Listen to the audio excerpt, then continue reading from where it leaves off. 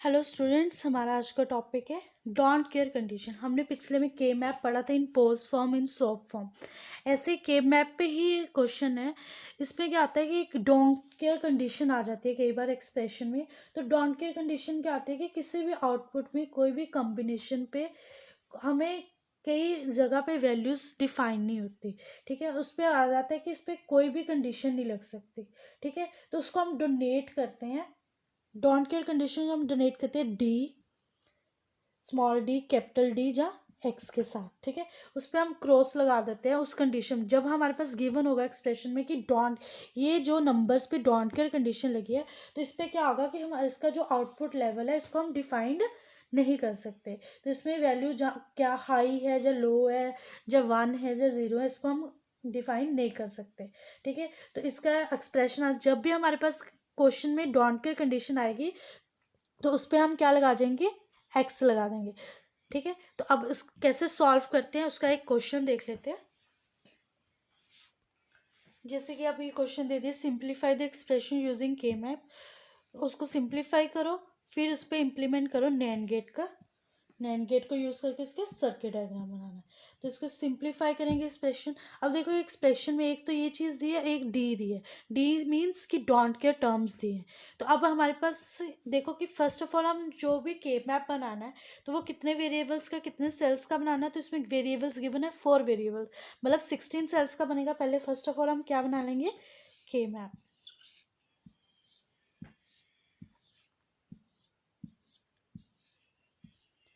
ए B C D, 0 0 0 1 1 1 1 0 0 0 0 1 1 1 1 0। इधर भी values लिखते हैं 0 1 2 3 4 5 6 7 8 9 10 11 12 13 14 एंड 15। ये आगे इसकी वैल्यूज। ठीक है, इस पे अब ये देखो समेशन एम है, मतलब सॉफ्ट फॉर्म में। सॉफ्ट फॉर्म में इनका A bar B bar, A complement B, A B complement, ऐसे C complement D complement, C complement D, C D complement. ये आ गया। अब पहले हमने समेशन एम पे क्या वैल्यूज है वो लिखनी है। 0 पे हमारे पास वैल्यू है 1, 2 पे भी हमारे पास वैल्यू है 1, 4 पे हमारे पास वैल्यू है 1, 9 पे हमारे पास वैल्यू है 1। ठीक है, उसके बाद डोंट केयर है। तो जब सॉफ्ट फॉर्म में होता था हम वैल्यूज 1 लिखते हैं और डोंट केयर पे हम एक्स लिखते हैं। ठीक है, डोंट केयर पे, डोंट केयर कहाँ पे, 1 पे डोंट केयर है, इस पे एक्स आ जाएगा। 6 पे डोंट केयर है, इस पे एक्स आ जाएगा। 8 पे डोंट केयर है, 8 कहाँ मेरे पास एक्स आ जाएगा। 12 पे डोंट केयर है, 12 कहाँ डोंट केयर, इस पे एक्स आ जाएगा। अब याद रखना जब डोंट केयर में होता है, ठीक है, तो अब देखो फर्स्ट ऑफ ऑल हम क्या देखेंगे, याद रखना जब डोंट केयर सिंगल टर्म बच जाती है, अगर सिंगल बच जाता है तो इसकी हम कोई भी वैल्यू, कोई भी एक्सप्रेशन नहीं लिखते। अगर इसके साथ कोई भी हमारे पास पेयरिंग बन रहा है तब भी ये डोंट केयर यूज़ हो जाती है। अगर इसके पास ग्रुप ऑफ 4 में डोंट केयर यूज़ हो रहा है तब भी यूज़ होता है। और ग्रुप ऑफ 8 बनाने में डोंट केयर यूज़ हो रही है तब भी ये यूज़ हो जाता है। पर सिंगल पे डोंट केयर की कोई भी वैल्यू नहीं है। ठीक है, तो फर्स्ट ऑफ ऑल हम ग्रुप ऑफ 8, फिर ग्रुप ऑफ 4, ग्रुप ऑफ 2, फिर सिंगल टर्म पे सिर्फ 1 को देखेंगे, डोंट केयर को नहीं। पहले हम ग्रुप ऑफ 8 देखते हैं, ग्रुप ऑफ 8 नहीं बन रहा। नेक्स्ट है ग्रुप ऑफ 4, ग्रुप ऑफ 4 ये चीज़ बन रही है। दो डोंट केयर को मिला के ग्रुप ऑफ 4 बन रहा है तो हम इसको यूज़ कर सकते हैं। तो ये हमारा फर्स्ट ग्रुप बन गया। Excuse me. ठीक है, उसके बाद ग्रुप ऑफ 4 और कहीं पे भी नहीं बन रहा। ठीक है, नेक्स्ट है फिर ग्रुप ऑफ 2 देखेंगे। ग्रुप ऑफ 2 देखो, ये चीज़ दोनों को मिलाकर 2 ग्रुप पेयरिंग बन रही है, ग्रुप ऑफ 2। तो ये बन गया सेकेंड ग्रुप। उसके बाद हमारे पास सिंगल एक्स बच गया, इसकी कोई वैल्यू नहीं है, इसके साथ हमने बनाने की ज़रूरत नहीं है। अगर सिंगल 1 बचता है तो उसके साथ हम देख सकते हैं कि इसका कोई पेयर बनाना है। ऑलरेडी इसका पेयर बन चुका है तो हमें इसके साथ इसको अटैच करने की ज़रूरत नहीं है। हाँ, अब देखो इधर सिंगल वन बच गया। अगर सिंगल वन बचता है तो उसका देखना है, उसका पहले पेयर बनता है, जो क्वाड बनता है, ऑक्टेट बनता है, वो किस में यूज़ आता है। तो इसका इसके साथ पेयर बन रहा है, तो इसका हमारे पास पेयर बन रहा है। अगर पेयर ना बनता इधर होती टर्म तो सिंगल एज अ यूज़ कर लेते, तो इसका थर्ड ग्रुप बन जाता है। ठीक है, सिंगल डोंट केयर यूज़ नहीं होती, सिंगल वन यूज़ किया जाता है। तो अब इसके एक्सप्रेशन बन जाते हैं first group, second group and third group. अब फर्स्ट ग्रुप देखो, फर्स्ट ग्रुप पे पूरी की पूरी टर्म देखो किस में आ रही है, ए कम्प्लीमेंट बी का, ये तो सारा आ रहा है। तो अब मैंने इसको बार बार समझा दिया, अब हम इसको डायरेक्टली इसका आंसर लिखेंगे। ये सारा का सारा वन बन जाता है, तो क्या बच जाता है, सी कम्प्लीमेंट डी कम्प्लीमेंट। पूरी वैल्यू किसके अंदर है, सी कम्प्लीमेंट डी कम्प्लीमेंट। फर्स्ट का ये आ गया। सेकेंड ग्रुप, सेकेंड ग्रुप में क्या है, एक तो ए बी में ये दोनों है, दोनों में क्या कॉमन आ रहा है, ए कम्प्लीमेंट, और ऊपर क्या आ रही है value, C D complement. Second group ये बन जाएगा। इसको आप सिंगल टर्म करके जैसे पहले बताया था सॉल्व कर सकते हो। थर्ड ग्रुप, थर्ड ग्रुप में ये दोनों है, तो ये दोनों पे एक तो ये वाली वैल्यू तो पूरी टर्म के अंदर आ रही है, ए बी कम्प्लीमेंट, ऊपर से क्या कॉमन आ रहा है, सी कम्प्लीमेंट, तो ये आ गया थर्ड सी कम्प्लीमेंट। अब इनको कंबाइन कर देते हैं तो क्या बन गया, C complement D complement plus A complement C D complement plus A B complement and C complement. ये चीज़ होगी। अब उन्होंने बोला इसको सिंप्लीफाई करना है, तो कि जो भी एक्सप्रेशन आएगा उसको भी सिंप्लीफाई करना है। तो सिंप्लीफाई करने के लिए क्या होता है, हम रूल्स लगाते हैं जो हमने पहले भी पढ़े थे। तो अब इसको सिंप्लीफाई करते हैं कि इसमें क्या चीज़ कॉमन आ रही है। अब फर्स्ट ऑफ ऑल ये देखो, इसमें क्या कॉमन आ रहा है, डी कम्प्लीमेंट कॉमन आ रहा है, तो इधर आ गया C complement plus A complement सी, तो इसमें डी कम्प्लीमेंट कॉमन आ गया, तो इधर बच गया A B complement C complement. ठीक है, उसके बाद देखो, अब हमारे पास एक रूल हमने पढ़ा था कि एक्स प्लस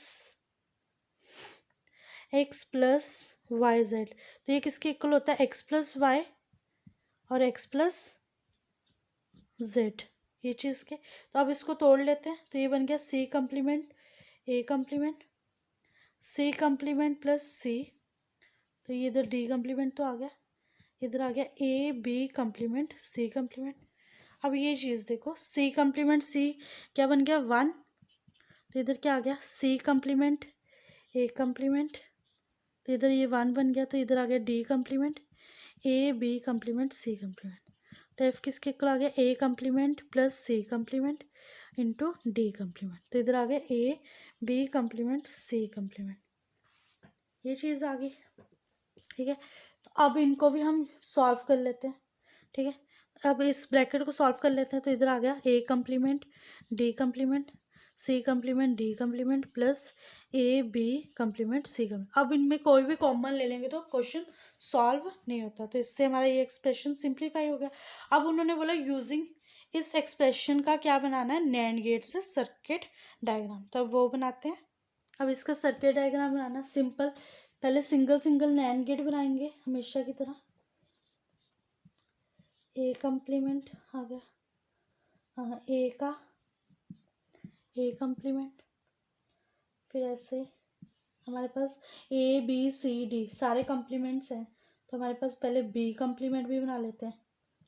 सब पे कम्प्लीमेंट लगा हुआ तो पहले बी कम्प्लीमेंट भी बना लिया, फिर ऐसे ही सी का कम्प्लीमेंट भी बना लिया, डी कम्प्लीमेंट भी चाहिए तो हमने पहले सब पे सिंगल सिंगल कम्प्लीमेंट बना लिया। ठीक है, उसके बाद हमारे पास फर्स्ट गेट है ए कम्प्लीमेंट डी कम्प्लीमेंट, तो हमने एक नैंड गेट लगाया, इनका आपस में प्रोडक्ट करना है, तो ये आ गया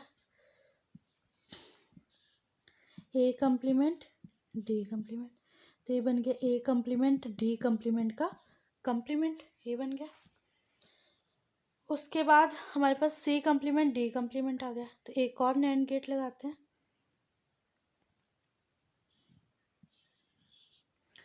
जब हम वायरिंग का कनेक्शन करते हैं तो ऐसे आ गया, ये गया सी कम्प्लीमेंट, उसके बाद हमारे पास सी चला गया, तो ये आ गया डी कम्प्लीमेंट, ये बन गया नैंड गेट सी कम्प्लीमेंट डी कम्प्लीमेंट का कम्प्लीमेंट।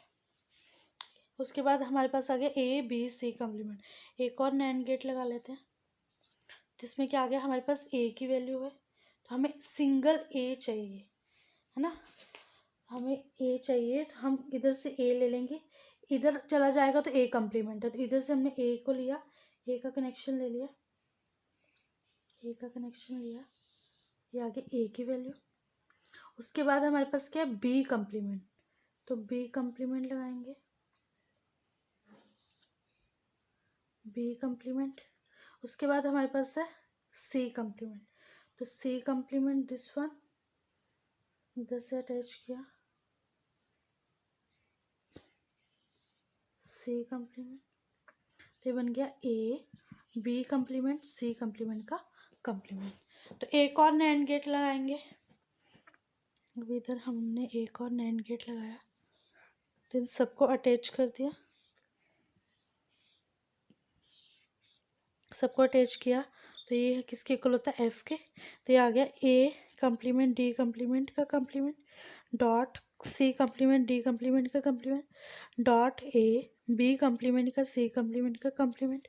अब इनको सॉल्व कर लो तो उनका होल कॉम्प्लीमेंट भी होता है, नैंड गेट लग गया तो इनको सॉल्व कर लिया, ए कॉम्प्लीमेंट डी कॉम्प्लीमेंट का double complement plus C complement D complement का double complement plus A B complement C complement का डबल कॉम्प्लीमेंट। ये हमने पढ़ा था ना, एक्स डॉट वाई का कॉम्प्लीमेंट हो तो X complement plus Y complement De Morgan theorem, तो एक्स का डबल कॉम्प्लीमेंट होगा तो ये एक्स के इक्वल होगा, तो ये आ जाएगा A complement D complement plus C complement D complement plus A B complement C complement, ये चीज़ बन गई। तो F is equal to this one. ये था हमारा एक्सप्रेशन एंड उसका सर्किट डायग्राम। इसके साथ ये चैप्टर भी खत्म होता है, ये टॉपिक खत्म होता है। तो इसके नोट्स है कि डोंट केयर की डेफिनेशन है, उसका एक्सप्रेशन है, उससे रिलेटेड फिर से एक क्वेश्चन है। इसके साथ ये टॉपिक खत्म होता है। Thank you.